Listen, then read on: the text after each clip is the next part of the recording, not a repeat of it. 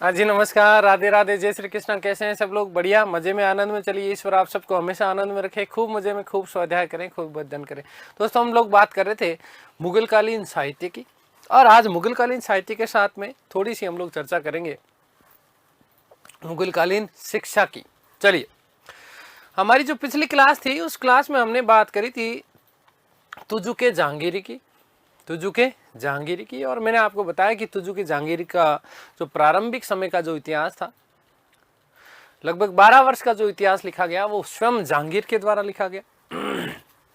फिर यदि हम बात करते हैं आगे का, उसके शासनकाल के 19वें वर्ष तक का शासन जो है, वहां तक का इतिहास लिखा मोहतमिद खां के द्वारा। और सबसे लास्ट में उसको जो है मोहम्मद हादी के द्वारा उसको क्या कर दिया गया, पूरा कर दिया गया। खैर, देखो, आपका जो प्रश्न आने वाला है यहां से, वो प्रश्न क्या आएगा कि किसी ना किसी एक ग्रंथ का नाम देकर के उसका जो है रचनाकार पूछ लिया जाएगा कि इसकी रचना किसके द्वारा की गई थी। ठीक है, या फिर जैसे ज्यादा डिफिकल्ट प्रश्न यदि बनता है तो किस तरीके का प्रश्न बनेगा बेटा कि ग्रंथ के नाम दे दिए जाएंगे और साथ ही साथ सामने सुमेलित करो वाला जो प्रश्न आपका बनता है ना, वो इस तरीके का जो है सुमेलित करने वाला प्रश्न आपका बन जाएगा। ठीक है, चलिए उसके आगे की कुछ कहानी बढ़ते हैं कि और कौन कौन सी पुस्तकों की रचना मुगलकालीन साहित्य की हम लोग चर्चा कर रहे हैं। आगे थोड़ी सी हम हिंदी साहित्य की भी कुछ चर्चा करेंगे, क्योंकि हिंदी साहित्य के लिए मुगल का जो है वो स्वर्णिम युग है एक तरीके से। कौन कौन सी रचना हुई वो भी, उनके बारे में भी थोड़ी सी हम लोग चर्चा करने वाले हैं। खैर, देखिएगा, एक ग्रंथ मिलता है जिसका नाम है इकबाल नामा ए जहांगीरी। क्या नाम है बेटा?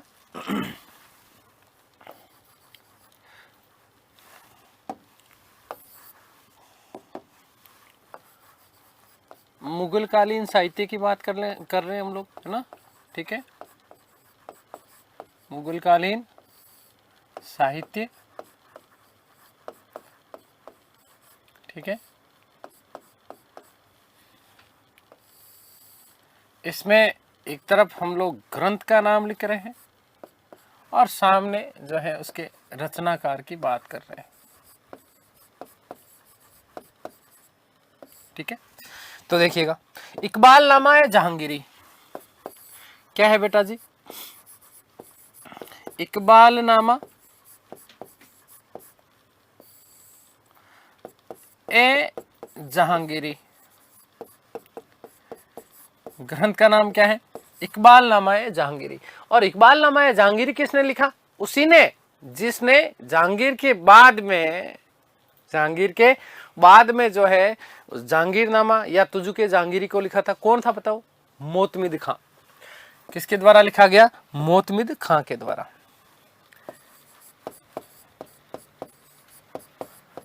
मोतमिद खां। ठीक है, आगे बात समझ में। नेक्स्ट, एक ग्रंथ का नाम मिलता है मासीरे जहांगीरी। क्या नाम है? मासीरे जहांगीरी। और मासी कौन? दरियत। कौन? दरियत खां। तो याद रखना कि मासीरे जहांगीरी की रचना किसके द्वारा की गई थी? दरियत खां के द्वारा। मासीरे जहांगीरी, मासीरे जहांगीरी, और किसके द्वारा लिखा गया? दरियत खां। दरियत खां के द्वारा लिखा गया था। आगे बात समझ क्लियर है? एक ग्रंथ है जिसका नाम है सियासतनामा। क्या नाम है? सियासतनामा। और सियासतनामा जो है वो निजामुल मुल्क तुसी, निजामुल, देखो सियासत कहां चलेगी? मुल्क में चलेगी। कहां चलेगी? मुल्क में चलेगी। इसलिए बेटा याद रखना कि मुल्क तुसी, निजामुल मुल्क तुसी। आगे बात समझ में क्लियर है? सियासतनामा,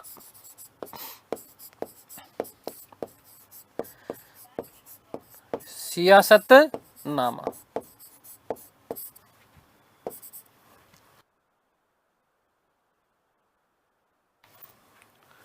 निजामुल मुल्क तुसी, निजामुल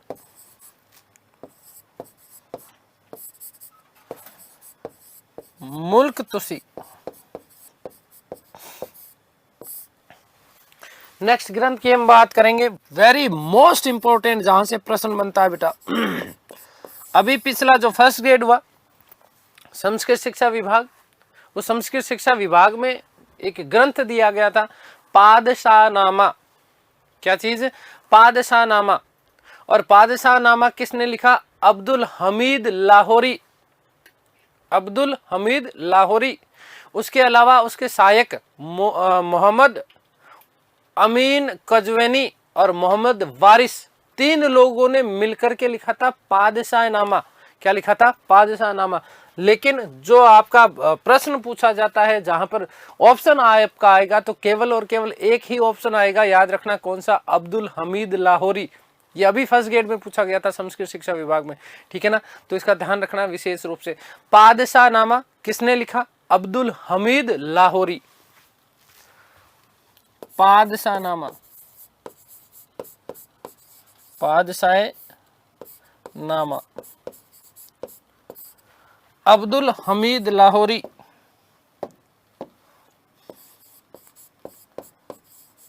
अब्दुल हमीद लाहौरी।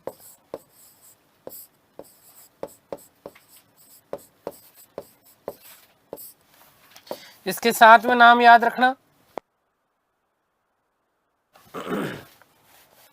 मोहम्मद अमीन कजवनी,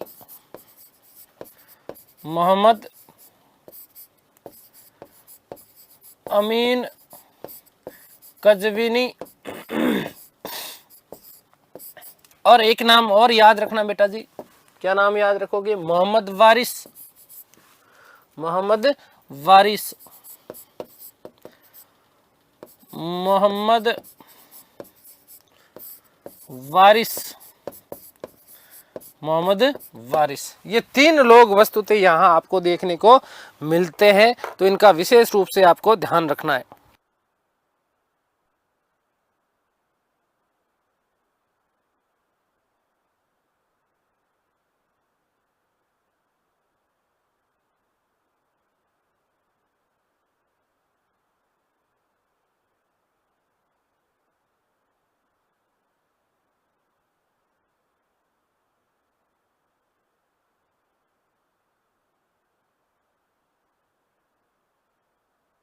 अब इसमें विशेष बात क्या याद रखनी और कि अब यहां से यह पूछा जा सकता है, क्या प्रश्न आता है कि शाहजहां के बारे में संपूर्ण जानकारी देने वाला ग्रंथ कौन सा है?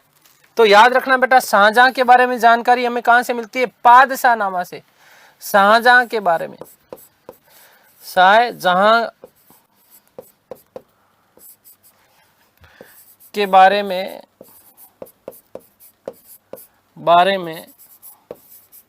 विस्तृत जानकारी हमें कौन से ग्रंथ से मिलती है? याद रखिएगा बेटा जी कि कहां से मिलती है? पादशाहनामा से आपको ये सारी की सारी जानकारी देखने को मिल जाती है। तो ये प्रश्न आप लोगों के लिए विशेष बन जाता है, याद रखना बेटा, ठीक है ना।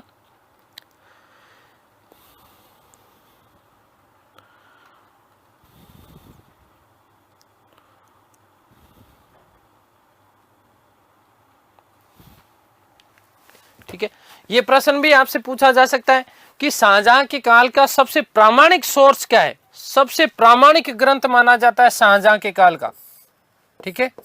शाहजहां के काल का सबसे प्रामाणिक ग्रंथ है ये, ठीक है, जिसमें शाहजहां के संपूर्ण शासनकाल की जानकारी मिलती है। सबसे प्रामाणिक शाहजहां के काल का शाहजहां के बारे में जानकारी देने वाला सबसे प्रामाणिक ग्रंथ है। शाहजहां के बारे में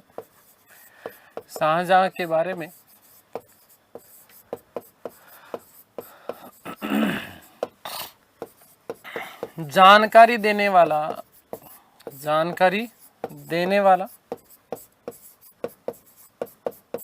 सबसे प्रामाणिक ग्रंथ है। सबसे प्रामाणिक ग्रंथ है, ठीक है बेटा जी। आगे बात समझ में क्लियर है? तो शाहजहांनामा याद रखिए। पादशाहनामा किसके बारे में है? शाहजहां के बारे में ध्यान रखना, क्योंकि आगे ग्रंथ नाम मिलेगा जिसका नाम मिलेगा आपको शाहजहांनामा। क्या नाम मिलेगा? शाहजहांनामा। और शाहजहांनामा लिखा था आपकी इनायत है। शाहजहां पर किसकी? मुमताज की इनायत थी, ठीक है। तो ध्यान रखना बेटा जी कि इनायत खां और मोहम्मद सादिक खां के द्वारा लिखा गया था शाहजहांनामा। ग्रंथ का नाम क्या है? शाहजहांनामा।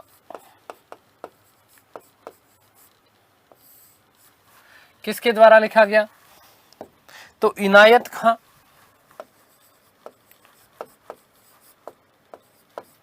इनायत खां। और दूसरा इसमें व्यक्ति मिलता है सादिक खां। क्या नाम मिलता है? सादिक खां। इनायत खां और सादिक खां, मोहम्मद सादिक खां। ठीक है ना, आगे बात समझ में। ये दो लोग इन्होंने मिलकर के लिखा, क्या लिखा? शाहजहांनामा। ठीक है, आगे बात समझ। एक जो और महत्वपूर्ण ग्रंथ बनता है तारीख ए फरिश्ता। तारीख ए फरिश्ता, तारीख ए फरिश्ता किसने लिखा? मोहम्मद कासिम शाह। तारीख ए फरिश्ता, तारीख ए फरिश्ता, याद रखिएगा, मोहम्मद कासिम खां। अब देखो इनका कोई ट्रिक नहीं है भाई, ये तो आप लोगों को याद करने ही पड़ेंगे ना, और ना ही इसमें कोई समझने वाली बात है। मोहम्मद कासिम खां, ये चीजें आप लोगों को याद ही करनी है, याद रखना। मोहम्मद कासिम खां।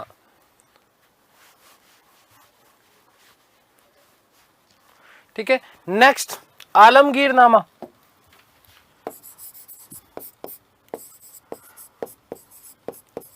आलमगीरनामा, ठीक है। और आलमगीरनामा ध्यान रखिएगा, 3 लोग, काजिम सिराजी, हातिम खां और मिर्जा मोहम्मद काजिम। काजिम सिराजी, हातिम खां और मिर्जा मोहम्मद काजिम। काजिम सिराजी,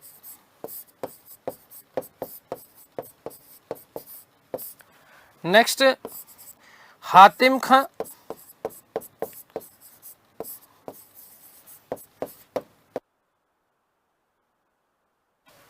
और मिर्जा मोहम्मद काजिम। मिर्जा मोहम्मद काजिम, मिर्जा मोहम्मद काजिम, ये 3 लोग हैं आप। ठीक है ना। आलमगीरनामा क्या है बेटा? ग्रंथ का नाम आलमगीरनामा।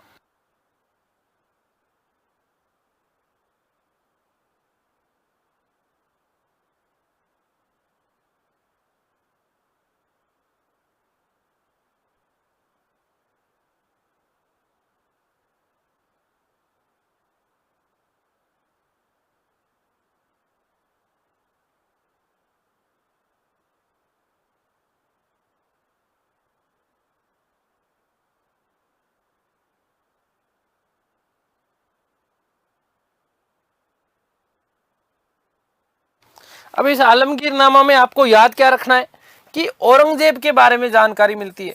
किसके बारे में? औरंगजेब। औरंगजेब किसके बारे में बेटा जी? औरंगजेब के बारे में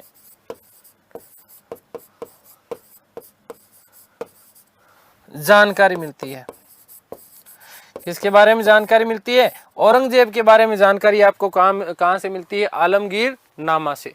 ठीक है ना। आगे बात समझ में क्लियर है। देखो औरंगजेब की वस्तु तो यहाँ पर ऐसा उल्लेख मिलता है कि औरंगजेब के शासनकाल के वस्तु तो प्रारंभिक जो 10 वर्ष थे, प्रारंभिक 10 वर्ष जो थे, इनके बारे में विशेष रूप से आप लोगों को क्या देखने को मिलती है? जानकारी मिलती है। तो याद रखना आलमगीरनामा। क्या चीज? आलमगीरनामा। आगे देखो कुछ और महत्वपूर्ण बातें हम लोग करेंगे, जैसे और कौन कौन से ग्रंथ है जिनके बारे में हमें यहां से मुगलकालीन जानकारियां मिलती है।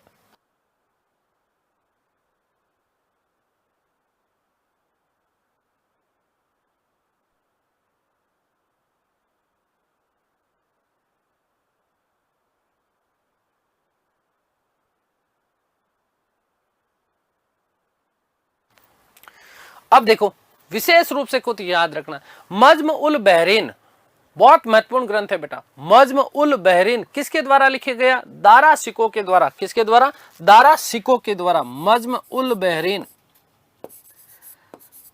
मज्म उल बहरीन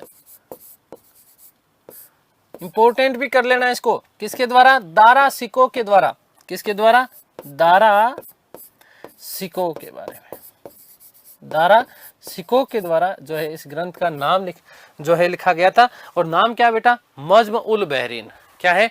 मज्म उल बहरीन। ये आपके लिए महत्वपूर्ण ग्रंथ बनता है, बहुत बार पूछा जा चुका है। दारा सिको द्वारा रचित ग्रंथ कौन सा है? तो मज्म उल बहरीन। ठीक है। इसके अलावा मुगल काल में अनुवादित कई पुस्तकों का अनुवाद किया गया, कई ग्रंथों का अनुवाद किया गया। जैसे हम बात करें बेटा किसकी? महाभारत की बात करेंगे तो महाभारत को किस नाम से लिखा गया? रज्मनामा के नाम से, जिसके बारे में हम लोग बात कर चुके। ठीक है।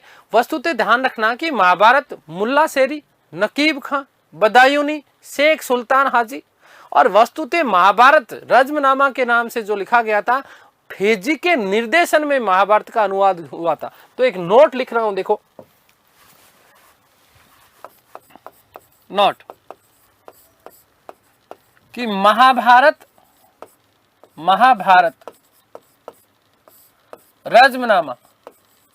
रज्मनामा सारी बात कर चुके बेटा हम लोग। ठीक है। फेजी के निर्देशन में अनुवाद किया गया था, फेजी के निर्देशन में अनुवाद किया गया।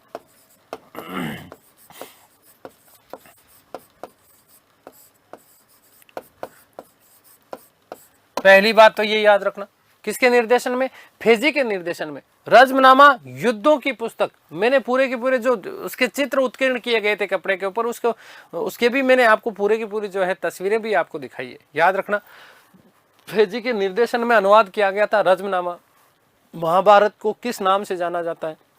याद रखना बेटा, रज्मनामा। सबसे मोस्ट इंपोर्टेंट प्रश्न बनता है। अगली बात समझ में। इसके अलावा याद रखना बदायनी,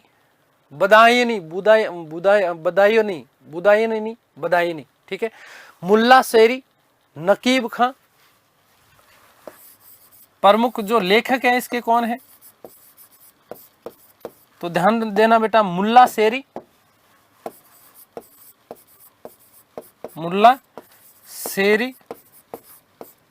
नकीब खां,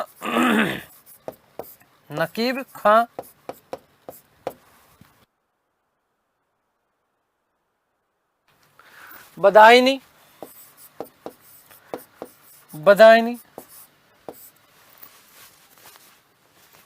शेख सुल्तान हाजी, शेख सुल्तान हाजी।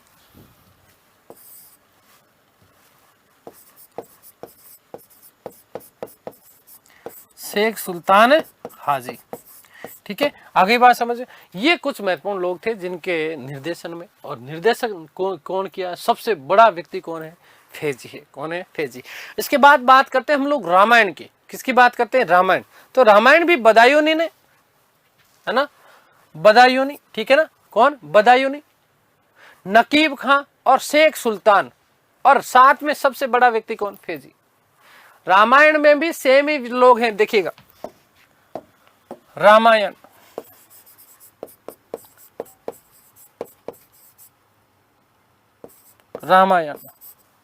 रामधनयन। ठीक है। तो बदायूनी,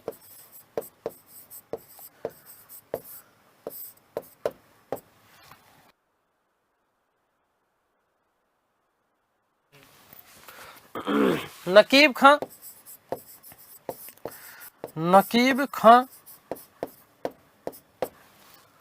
फिर ध्यान रखना बेटा, शेख सुल्तान,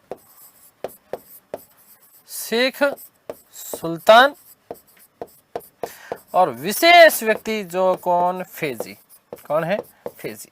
ये यहां से आपके प्रश्न बनने की संभावना। अथर्ववेद, कौन सा? अथर्ववेद। तो अथर्ववेद ध्यान रखना, हाजी इब्राहिम सरहिंदी। अथर्ववेद का जो है फारसी भाषा में अनुवाद किसके द्वारा? हाजी इब्राहिम सरहिंदी।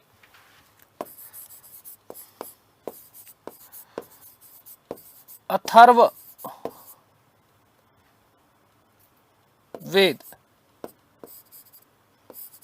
हाजी इब्राहिम सरहिंदी, हाजी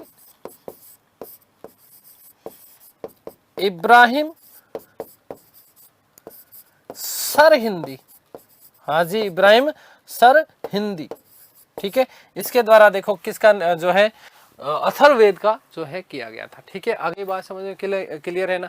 भगवत पुराण राजा टोडरमल, मोस्ट इंपोर्टेंट जो अभी पूछा गया, भगवत पुराण का अनुवाद किसके द्वारा किया गया था? राजा टोडरमल के द्वारा। ठीक है, भगवत पुराण, भगवत पुराण और किसके समय में बेटा? याद रखना, अकबर के समय में, राजा टोडरमल के द्वारा, राजा टोडरमल अकबर के समय। ये ज्यादातर जो देखो राजमनामा भी वस्तुतः अकबर के समय ही है। ठीक है, अथर्ववेद, रामायण, ये सारी की सारी वस्तुतः ग्रंथ है जो है अकबर के समय ही है सारी चीज। ठीक है, आगे बात समझ में क्लियर है? अकबर के समय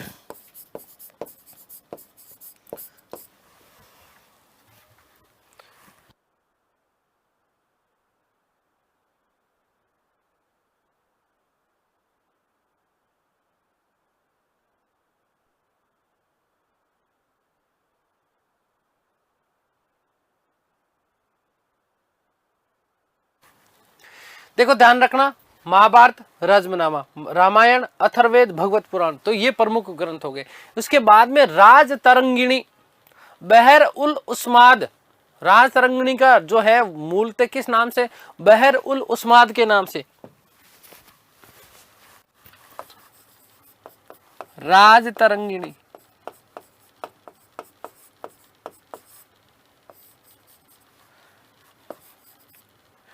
फारसी भाषा में अनुवाद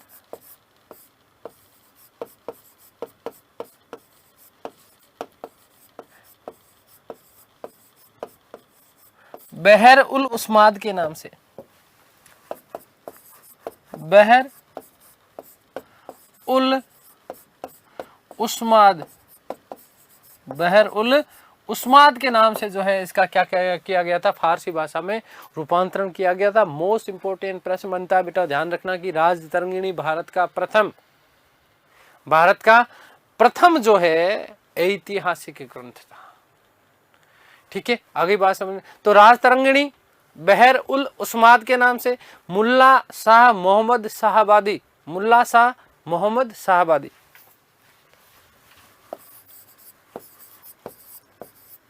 मुल्ला शाह मोहम्मद शाहबादी। आगे बात समझ में।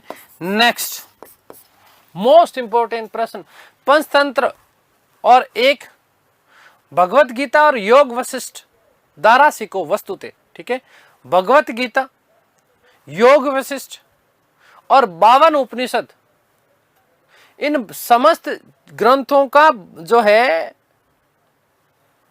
दारा सिको के द्वारा फारसी भाषा में अनुवाद किया गया। वेरी मोस्ट इंपोर्टेंट प्रश्न बनता, देखो भगवत गीता और योग वशिष्ठ दारा सिको, 52 उपनिषदों का जो है उसने संग्रह किया, फारसी भाषा में उसने अनुवाद किया दारा सिको ने, और किस नाम से? सिर्रे अकबर या सिर्रे अकबरी के नाम से। ठीक है, तो ध्यान रखना, देखो दारा सिको, दारा सिको, दारा सिको ने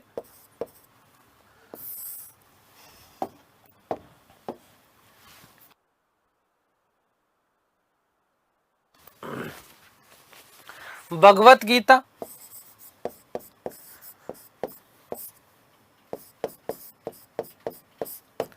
योग वशिष्ठ,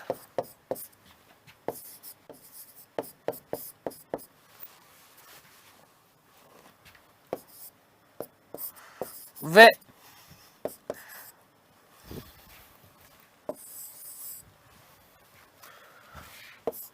52 उपनिषदों का, 52 उपनिषदों का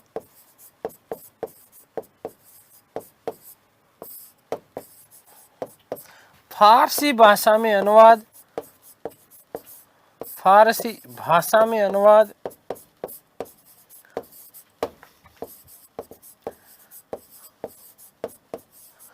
सिर्रे अकबर या जिसे सिर्रे अकबरी भी नाम मिल सकता है, ध्यान रखना इसका, सिर्रे अकबर या सिर्रे अकबरी, ठीक है।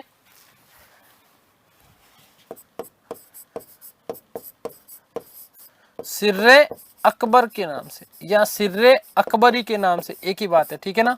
किस नाम से किया?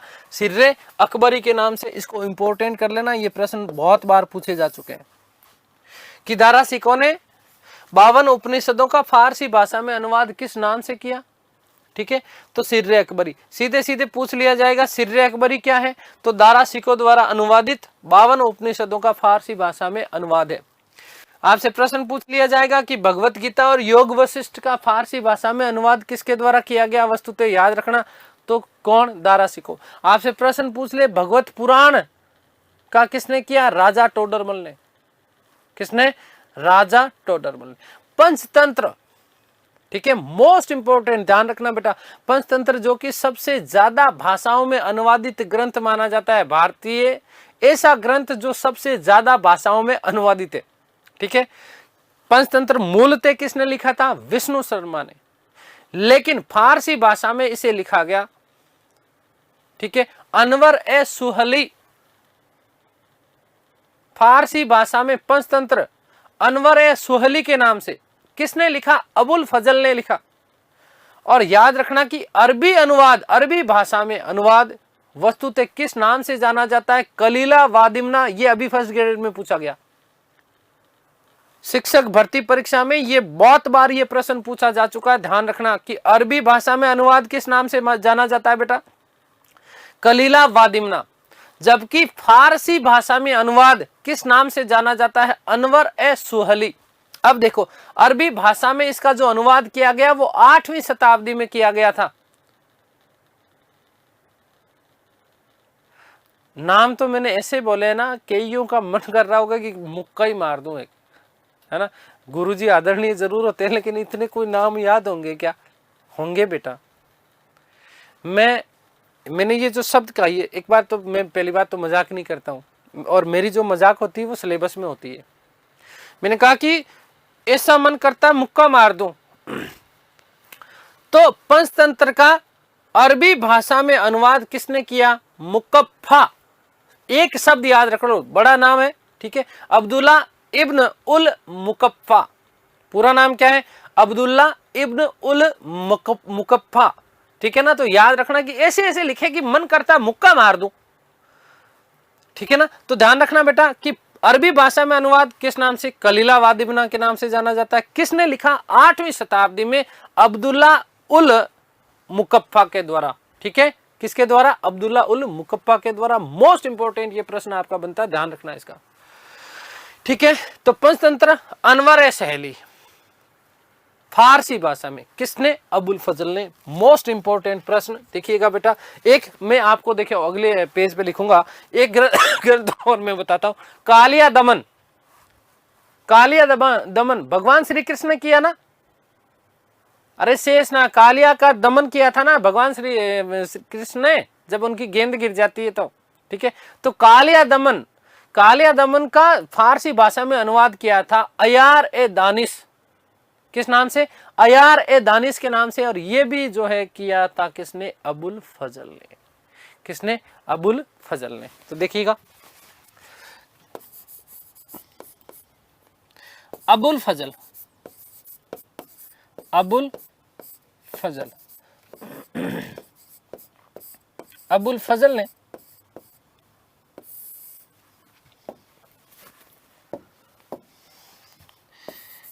कालिया दमन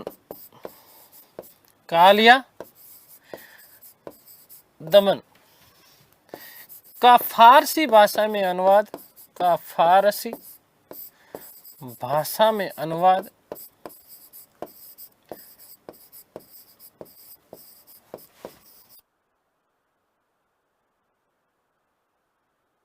किस नाम से किया बेटा? ध्यान देना, ठीक है। अयार ए दानिश, अयार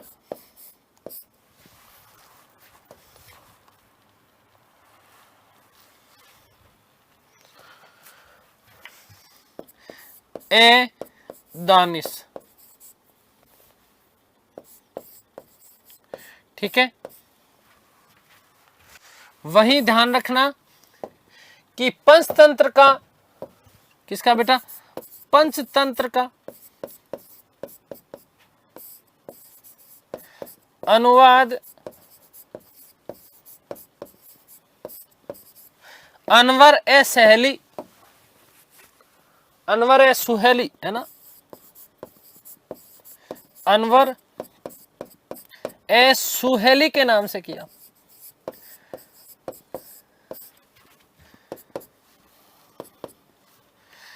के नाम से किया।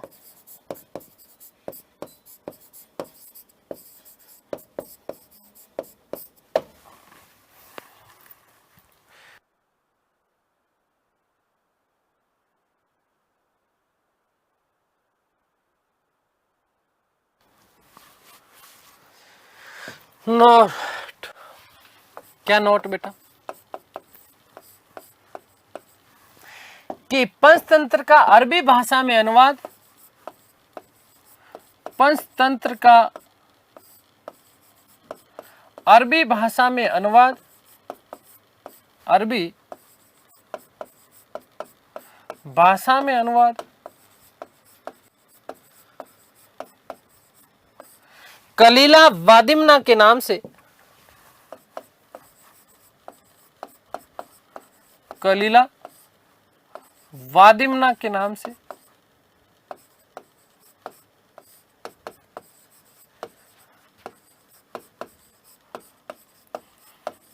आठवीं शताब्दी में, आठवीं शताब्दी में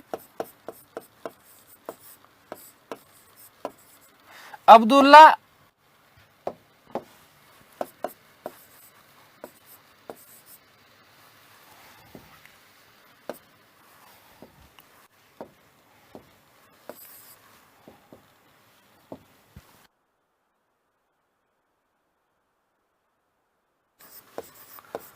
अब्दुल्ला उल मुकफ्फा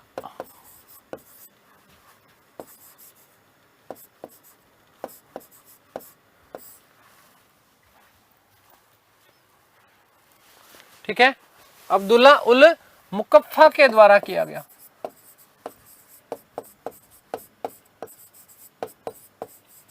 किया गया। ये लो साहब, ये आपका हो गया पूरा।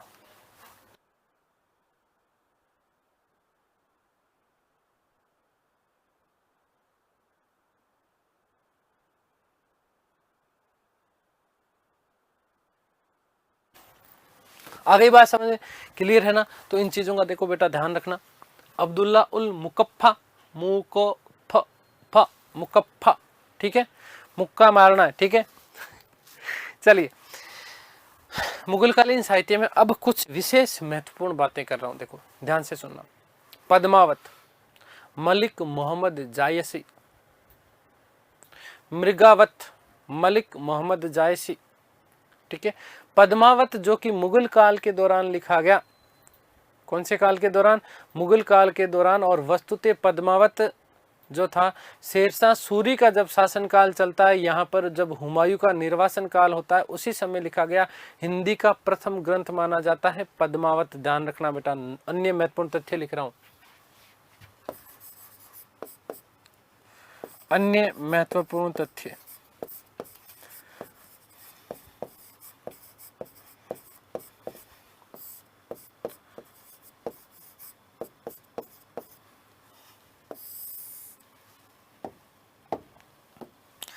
कि 1540 ईस्वी में, 1540 ईस्वी में शेरशाह सूरी के शासनकाल में, शेरशाह सूरी के शासनकाल में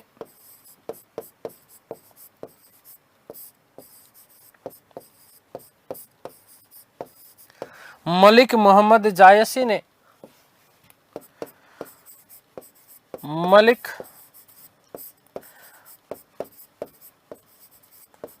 मोहम्मद जायसी ने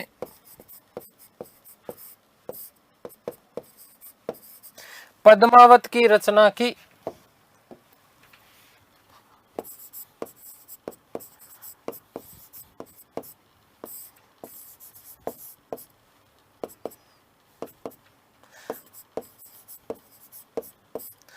कि जो कि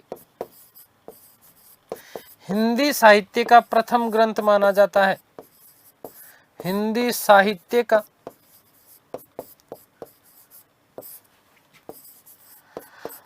प्रथम ग्रंथ माना जाता है।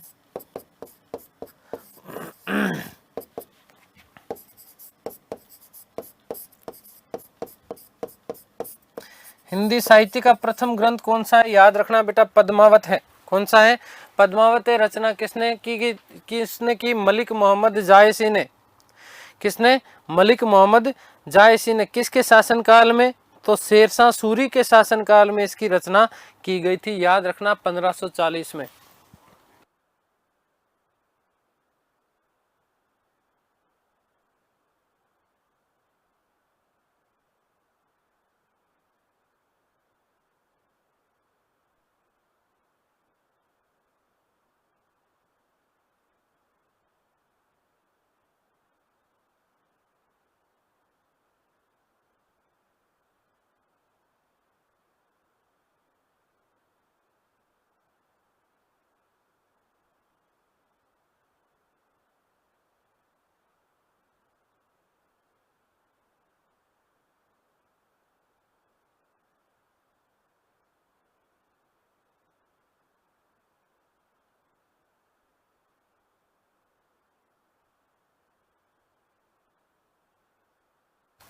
अब यहां पर एक विशेष नोट बेटा, हिंदी साहित्य, माफ करना, देखो बेटा,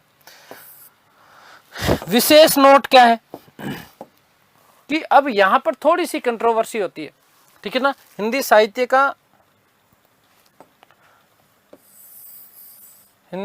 का प्रथम महाकाव्य, हिंदी साहित्य का प्रथम महाकाव्य माना जाता है।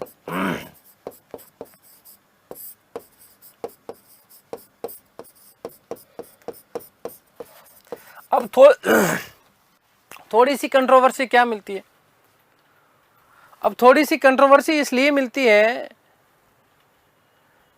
कि पृथ्वीराज रासो, क्या चीज? पृथ्वीराज रासो, जिसकी रचना किसके द्वारा? चंद्रवरदाई के द्वारा की गई थी। तो कुछ इतिहासकार मानते हैं कि हिंदी साहित्य का जो प्रथम ग्रंथ है, या हिंदी का जो प्रथम ग्रंथ माना जाता है, वो कई इतिहासकारों के अनुसार पृथ्वीराज रासो को भी माना जाता है। ये मोस्ट इंपोर्टेंट नोट, हालांकि आपके अब यहाँ पर इस पाठ्यक्रम में चर्चा करना उचित नहीं होगा, लेकिन फिर भी मैं आपको आपके नॉलेज के लिए बता रहा हूँ, ध्यान रखना। नोट लगा के लिख रहा हूं कि कुछ इतिहासकारों के अनुसार,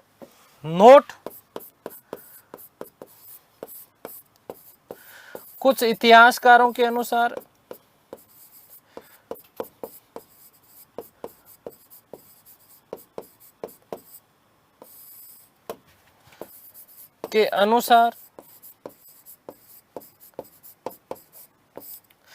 पृथ्वीराज रासो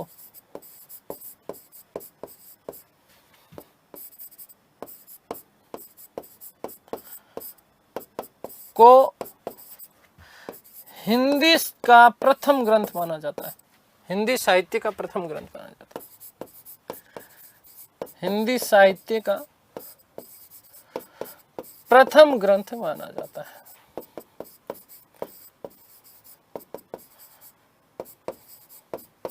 ठीक है, ये विशेष महत्वपूर्ण बातें हैं, देखो ध्यान से सुनना इन चीजों को, ठीक है। ये चीजें आप लोगों को विशेष रूप से ध्यान रखनी है। अब देखो थोड़ी सी कुछ और महत्वपूर्ण बातें कि अकबर के काल में जैन विद्वान थे जिनका नाम था पद्म शंकर। इन पद्म शंकर ने सर्वप्रथम फारसी संस्कृत का शब्द कोश लिखा था, फारसी प्रकाश। अकबर के काल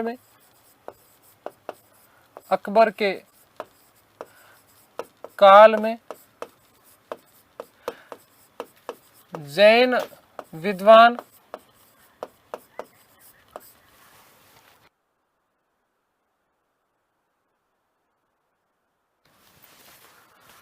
पद्म शंकर ने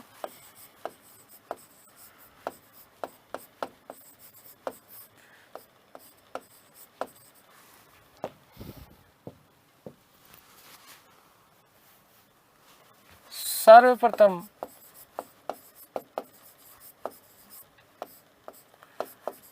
फारसी संस्कृत का शब्दकोश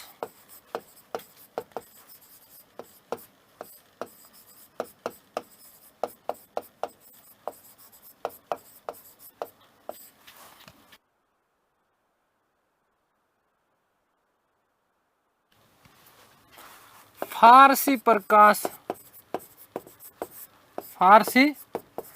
प्रकाश लिखा।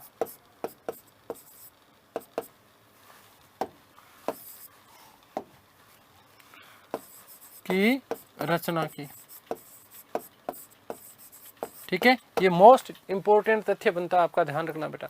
ठीक है, इसके अलावा कुछ अब महत्वपूर्ण बातें बता रहा हूं, देखो ध्यान से सुनना कि तुलसीदास, सूरदास, रहीम और रस खान हिंदी के सबसे प्रसिद्ध कवि थे अकबर के समय में। अकबर के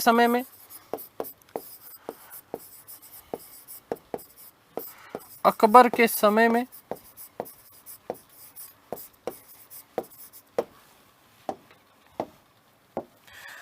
तुलसीदास,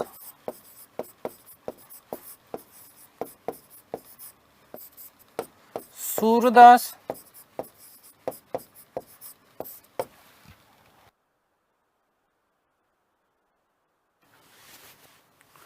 रहीम व रस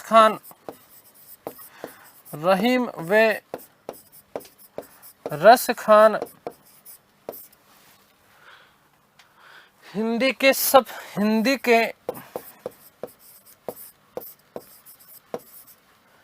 प्रसिद्ध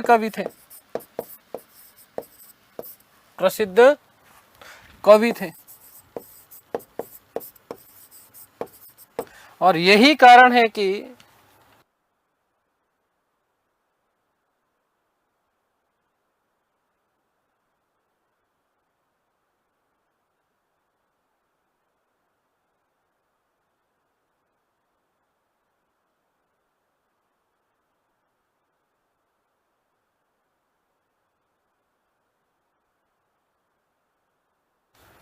ध्यान देना बेटा कि यही कारण है कि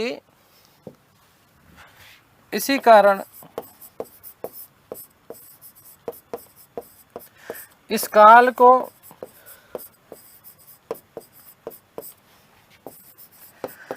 हिंदी साहित्य का स्वर्णिम युग कहा जाता है।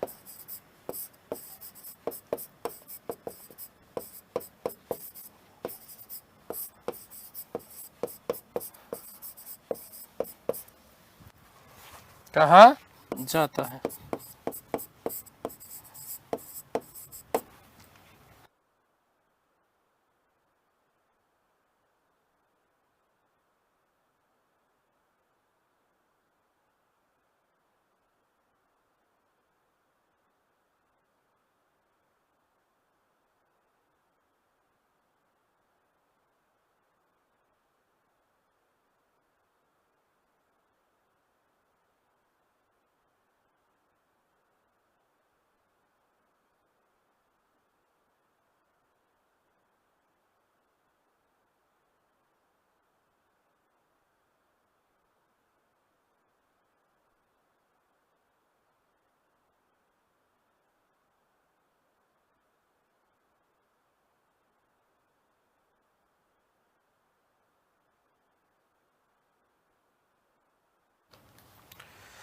नोट,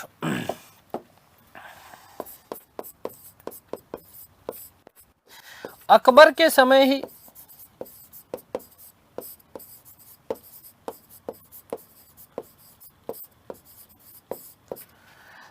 तुलसीदास जी ने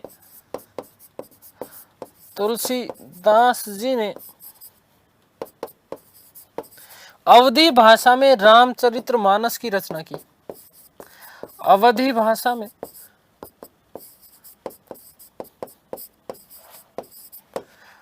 रामचरितमानस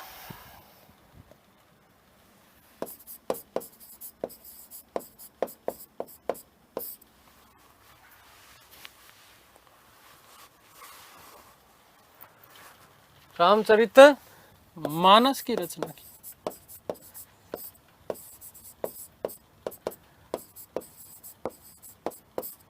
ठीक है। और यहीं पे एक उल्लेख मिलता है कि जॉर्ज ग्रियर्सन जो हुए उन्होंने कहा कि हिंदुस्तान के करोड़ों लोगों की एकमात्र बाइबल बताया। ध्यान रखना बेटा कि जॉर्ज ग्रियर्सन ने रामचरितमानस को हिंदुस्तान के करोड़ों लोगों की एकमात्र बाइबल बताया है। क्या बताएं? Bible. Very most George Grierson ने इसे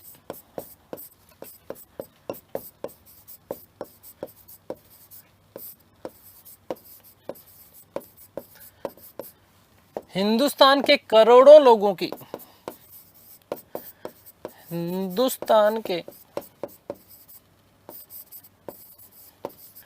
करोड़ों लोगों की करोड़ों लोगों की एकमात्र बाइबल बताया है। ठीक है, बाइबल बताया है।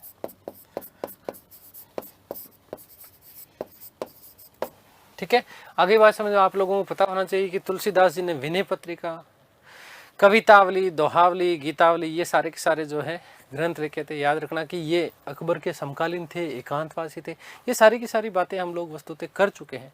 ठीक है, तो ये कुछ चीज़ें विशेष रूप से आपको ध्यान रखना है। ठीक है, सूरदास जी ने सूर सागर की रचना की थी। किसकी? सूर सागर की रचना की थी। आगरा के निवासी थे सूरदास जी, बता दिया मैंने आपको। जहांगीर के समय में भी सर्वश्रेष्ठ एक कवि हुआ करते थे जिनका नाम था केशवदास। क्या नाम था? केशवदास। तो ये चीज़ें आप लोगों को कुछ याद रखना है। केशवदास को वस्तुतः कठिन काव्य का प्रेत कहा जाता है। ठीक है, केशवदास को क्या कहा जाता है? कठिन काव्य का प्रेत। चलिए लिख ही देता हूं कि जहांगीर के समय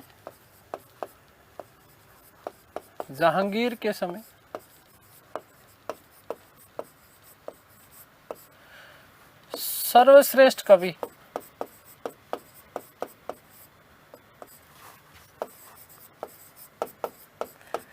केशवदास थे,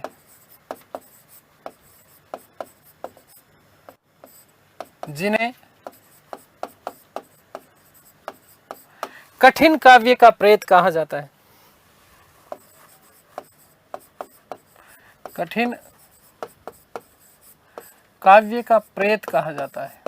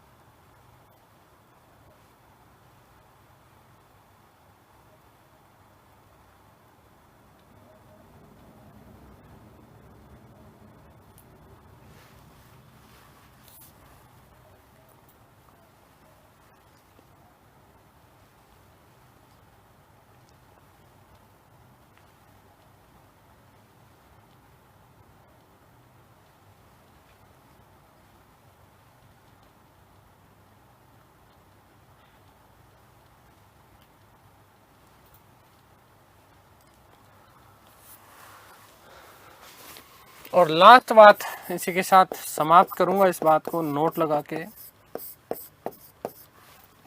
कि अकबर ने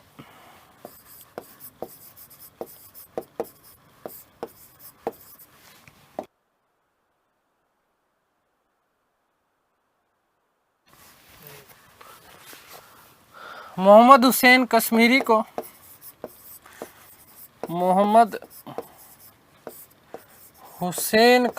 को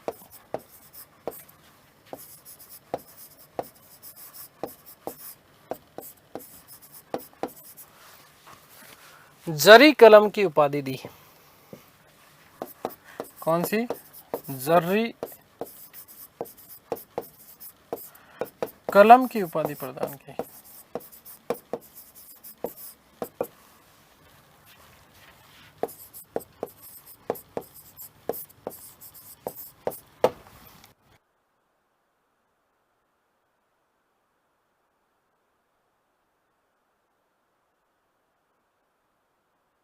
ठीक है, आगे बात समझ में। तो ये मुगल कालीन साहित्य थोड़ा सा डिफिकल्ट पार्ट था, मैं भी मानता हूँ। ठीक है, ये वाला जो पार्ट है ये आपका हो गया पूरा। लास्ट पार्ट, अंतिम पार्ट हम उसकी चर्चा कर रहे हैं, मुगल कालीन शिक्षा। बहुत ज़्यादा कोई विशेष आपको नहीं पढ़ना है। प्रारंभिक शिक्षा के बारे में हम लोग बात करेंगे। देखिएगा, मुगल कालीन शिक्षा नया टॉपिक है हमारा। ठीक है, कुछ ज़्यादा चीज़ें नहीं है।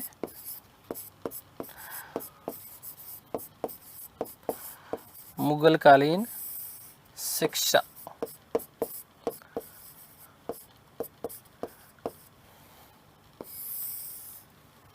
देखिएगा, सुनिए बेटा, सीधा सीधा सा प्रश्न आएगा यदि मुगल कालीन शिक्षा से आएगा तो प्रारंभिक शिक्षा कहाँ दी जाती थी? मकतब में। और उच्च शिक्षा कहाँ दी जाती थी? मदरसों में। मतलब शिक्षा पद्धति की बात कर रहे हैं हम लोग। मुगल कालीन शिक्षा पद्धति, स्कूल जैसे हम बोलते हैं तो वैसे मकतब बोलते हैं और मदरसा बोलते हैं। ठीक है, तो प्राथमिक जो शिक्षा होती थी वो प्राथमिक शिक्षा कहाँ पर मिलती थी? प्राथमिक या प्रारंभिक शिक्षा मकतब में दी जाती थी, और उच्च शिक्षा कहाँ दी जाती थी? मदरसों में।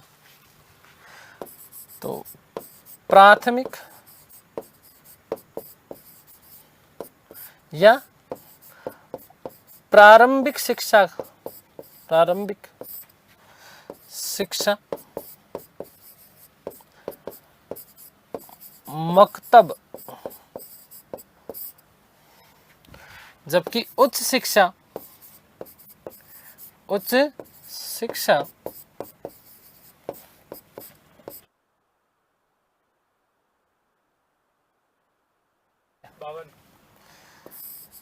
मदरसों में।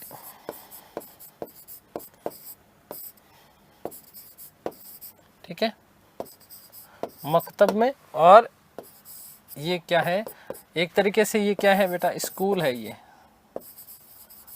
ठीक है, ये क्या है? आपके स्कूल है। आगे बात समझे। तो मुगल काल में प्रारंभिक जो प्राथमिक शिक्षा होती थी वो तो होती थी मकतब में। ठीक है, और उच्च शिक्षा कहाँ पर होती थी? मदरसों में। स्कूल है ये एक तरीके से। तो मुगल कालीन स्कूलों को या ये विद्यालयों को क्या कहा जाता था? ये प्रश्न भी बनता है। विद्यालय, ठीक है, मकतब और मदरसा, मकतब और मदरसा। चलिए अब कुछ विशेष बातें करते हैं। क्या कि एक तो फारसी भाषा, फारसी जो भाषा थी, इस फारसी भाषा को राजकीय भाषा के रूप में चुना जाता था। और इसका मतलब ये था कि ये जो विद्यालय के अंदर जो बताए मैंने आपको मकतब और मदरसा, यहाँ पर फारसी भाषा में शिक्षा दी जाती थी। ठीक है, मुगल काल में, मुगल काल में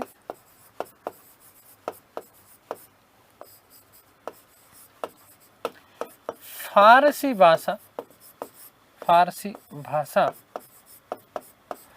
राजकीय भाषा के रूप में प्रचलित थी। राजकीय भाषा के रूप में प्रचलित थी।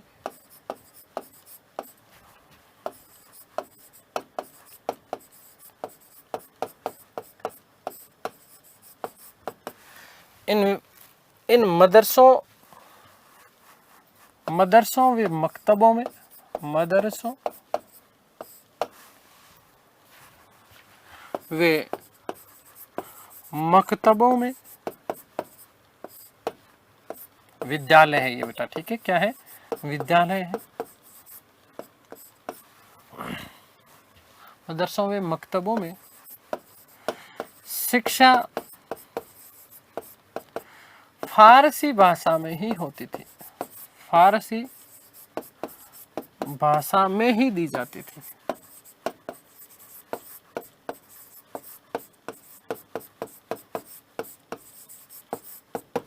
पहली बात।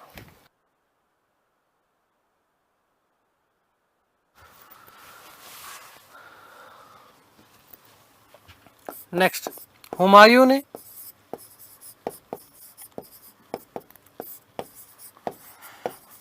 महामनगा के सहयोग से, महामनगा के सहयोग से, देखो ये महामंगा कौन सी है? याद है ना? महामनगा अकबर की धाई माँ, अकबर की धाई वहां हुआ करती थी महामंगा, पता है ना आप लोगों को। तो इस महामंगा के सहयोग से दिल्ली में उसने मदरसा ए बेगम की स्थापना की, और इसी मदरसा ए बेगम को मदरसा ए बेगम को क्या कहा जाता था? खैर उल मजलिस। क्या कहा जाता था? खैर उल मजलिस कहा जाता था। ठीक है, तो सहयोग से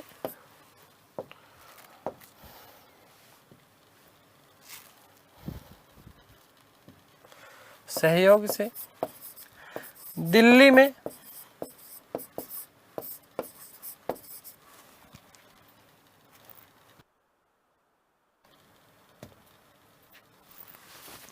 मदरसा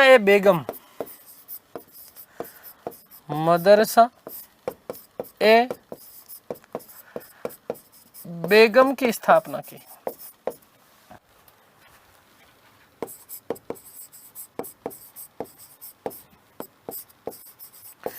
जिसे खैर उल मजलिस भी कहा जाता था।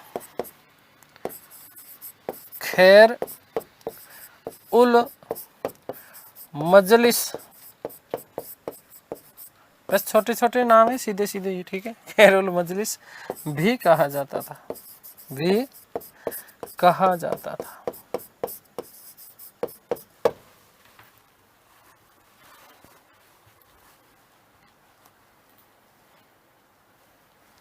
ठीक है, आगे बात समझ में। अब एक और महत्वपूर्ण तथ्य बनता है बेटा यहां से, औरंगजेब की पुत्री जिसका नाम था जेबुनिसा, जो कि अकबर, ठीक है, अकबर औरंगजेब का पुत्र, उसको चुपके चुपके पत्र लिखा करती थी अपने भाई को, सारी नीतियों के बारे में बातें बता देती थी कि ये तेरे खिलाफ ये षड्यंत्र कर रहे हैं भाई, तू बापू से जो है दूर रहना। तो औरंगजेब की पुत्री जेबुनिसा ने दिल्ली में बैतुल उल उलूम नामक मदरसे की स्थापना की थी। बैतुल उल उलूम, औरंगजेब की पुत्री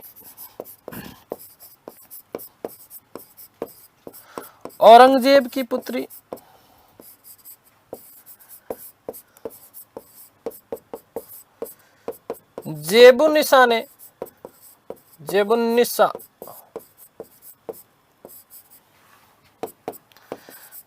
दिल्ली में उसको बेचारी जीव को निर्वासित कर दिया था। बैतुल उल उलूम, बैतुल उल उलूम उलूम नामक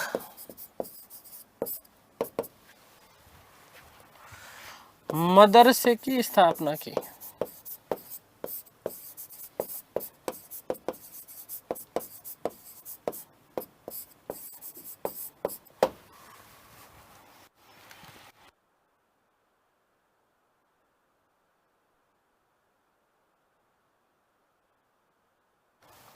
ये बात हो गई मुगलकालीन शिक्षा की। अब अंतिम चरण में देखो, ध्यान से सुनना। लखनऊ में एक फरंगी महल मदरसा हुआ करता था जहां कानूनी शिक्षा दी जाती थी। वहीं सियालकोट पाकिस्तान का जो मदरसा था वहां पर व्याकरणिक जो शिक्षा होती थी वो मुगल काल में व्याकरणिक शिक्षा कहाँ दी जाती थी? सियालकोट पाकिस्तान में। फरंगी महल मदरसा कहाँ पर है? तो लखनऊ। कौन सी शिक्षा दी जाती थी? कानूनी शिक्षा। दिल्ली शाहउल्ला स्कूल जहाँ परंपरागत शिक्षा के लिए प्रसिद्ध था। ठीक है, तो ध्यान रखना।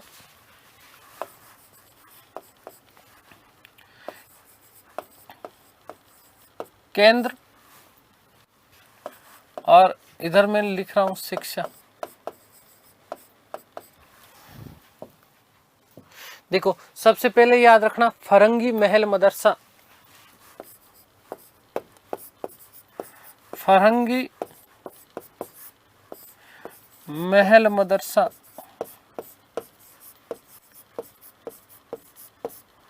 और ये बेटा जी याद रखना लखनऊ में,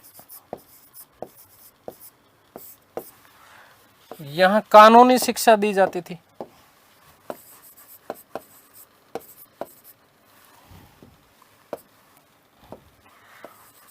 कानूनी शिक्षा दी जाती थी।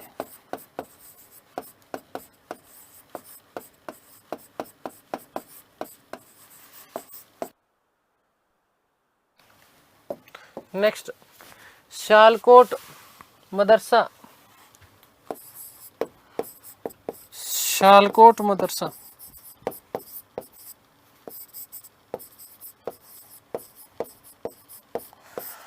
पाकिस्तान व्याकरण शिक्षा हेतु प्रसिद्ध, व्याकरण शिक्षा हेतु। वही हम बात करेंगे दिल्ली शाहउल्ला स्कूल, शाहउल्ला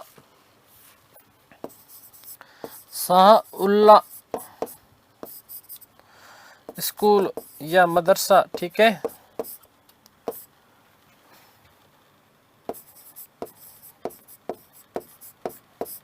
याद रखना बेटा, परंपरागत शिक्षा दी जाती थी,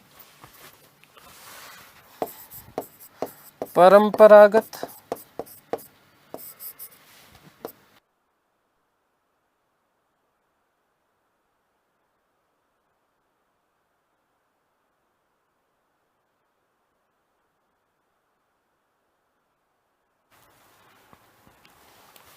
और नोट लगा के लिख रहा हूं बेटा, वेरी मोस्ट इंपॉर्टेंट है आपका नोट।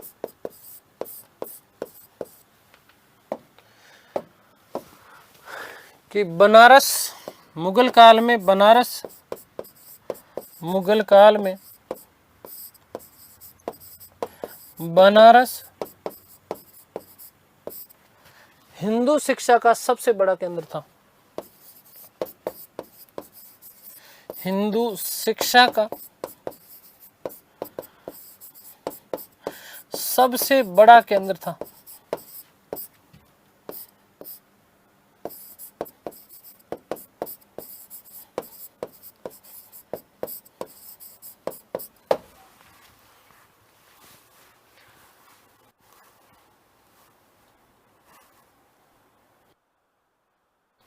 ठीक है, आगे बात समझ में। अब फटाफट से देखिएगा अगली बात, लास्ट बात, बस 2 मिनट। विषय लिख रहा हूं और उपाधि लिख रहा हूं। जैसे कोई मुगल काल में व्यक्ति जो तर्क व दर्शन की शिक्षा पूर्ण करता था तो उसको उपाधि दी जाती थी फाजिल। कौन सी उपाधि? फाजिल। धार्मिक शिक्षा पूर्ण करता था तो उसे दी जाती थी उपाधि आमिल। और साहित्य की यदि शिक्षा पूर्ण करता था तो उसे उपाधि दी जाती थी काबिल। ठीक है, तो एक तरफ मैं लिख रहा हूं विषय और एक तरफ मैं लिख रहा हूं बेटा उपाधि।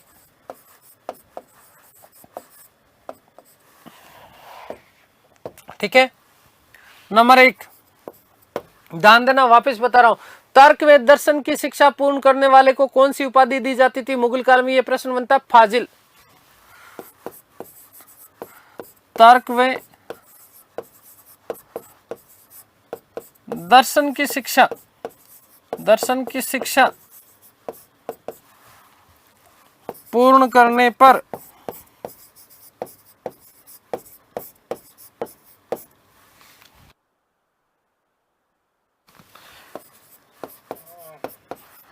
फाजिल।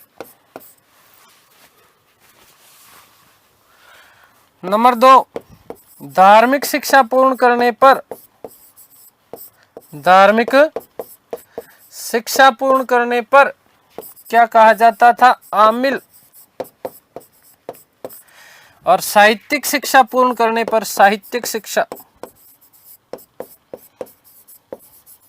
साहित्यिक शिक्षा पूर्ण करने पर व्यक्ति को क्या कहा जाता था? बेटा जी याद रखना कि काबिल कब बनता है व्यक्ति? जब उसको साहित्य का ज्ञान हो। तो उसे क्या कहा जाता था? काबिल कहा जाता था। चलिए, उम्मीद करता हूँ सारी चीज़ें आप लोगों को समझ में आई होगी। ईश्वर से प्रार्थना करता हूँ कि आप सब स्वस्थ रहें, मस्त रहें, तंदुरुस्त रहें, आह्लादित और प्रसन्नचित रहें। मुगल काल को तिलांजलि हो गई है। ठीक है, मिलते हैं हमारी अगली क्लास में, तब तक के लिए सभी को धन्यवाद, नमस्कार, थैंक यू सो मच।